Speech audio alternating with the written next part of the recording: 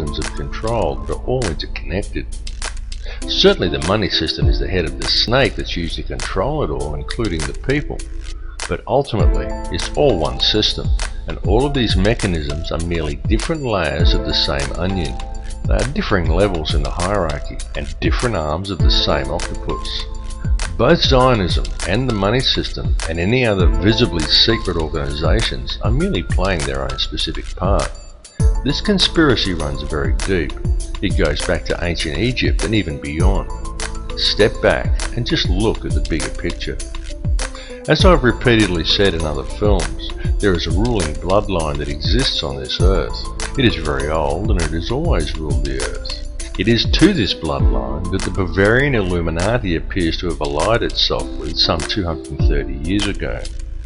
This ruling class is known by many as a sun cult, and there is good reason for this, as it still carries out its ritualistic worship of Amun-Ra in the world today. It does this in full view and has even hijacked other faiths to do it. Unbeknownst to the members of these religions, one purpose in doing this is to use these people to help channel the energy required to control this reality. There have been a great many people involved in this bloodline, both genetically and ideologically, and it is the upper echelons of this ancient sun cult who ultimately sit at the top and steer the ship of state. If the truth be known, there's already one world government in control of this planet. It's just that it's hidden in the shadows and governs the world through covert methods. The three most prominent of which are by controlling the flow of the world's resources, its manipulation of the global money supply, and most importantly, through the control over the flow of information.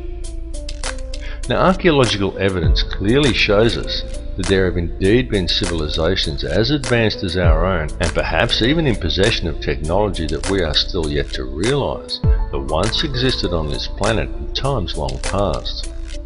Archaeological evidence also clearly shows us that many thousands of years ago, the Earth suffered some kind of catastrophe. In fact, there have been several. The last one that was recorded in any discernible way was the deluge described in the Bible as the flood of Noah. The deluge did take place. It's recounted in many cultures, some going back even further than the Bible. It exists in Babylonian texts in the Epic of Gilgamesh. It even exists in the legends of Native Americans, of South American cultures, and even in the legends of the Australian Aboriginal, and in many other places besides. And this is not by coincidence. The deluge did in fact occur. At the time of the deluge, or possibly even in the catastrophe preceding the last one, there was indeed an advanced civilization that existed on this earth, and during one such catastrophe, technology was lost. Not just civilization, but actual hardware and important scientific records. It has been a painstaking process for those in control to regain this technology, and we have been allowed to breed in order that it may be recovered, and the control over Earth's resources is again secured by those who control this world. They have used us as the power to achieve these ends.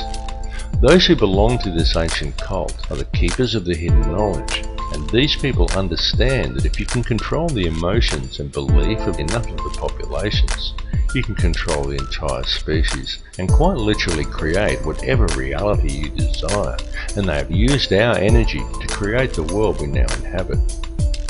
The key to addressing this situation is to understand your own potential and understand the true nature of energy, vibration, and of frequency. Everything that exists in this reality consists wholly of differing frequencies of energy. The expression of every frequency that exists as every son-daughter, and every son-daughter that exists in creation is consciousness.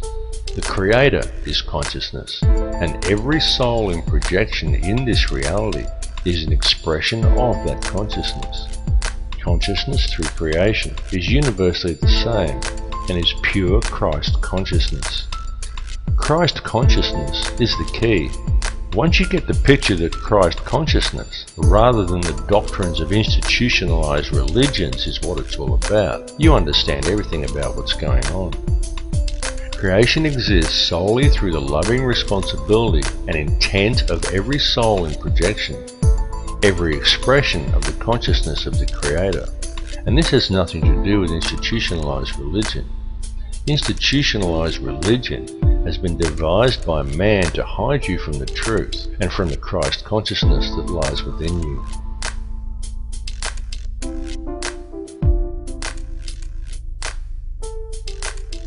Your inner thoughts and emotions literally affect the outer physical world around you. It is extremely important for people to understand that your feelings and the effect they have on the world around you are not something you can switch off and on at will. It's an ongoing thing that's happening all the time. Every conscious moment of your life, you are communicating with the energy field around you, and every moment you are quite literally shaping this physical reality with your thoughts and your emotions and the energy you are releasing through them. Many people find such information to be somewhat discomforting, because with the understanding that your inner thoughts and emotions literally affect the outer physical world around you comes a great responsibility. How will you accept this responsibility? How will you now choose to live your life in the realization and true understanding of what energies you are putting back into the matrix for others to draw upon, and of how these energies, created by the choices you make, are literally shaping the physical world around you? Jesus was a Christ-conscious triune being in a projection. You are a Christ-conscious triune being in a projection, a thought in the mind.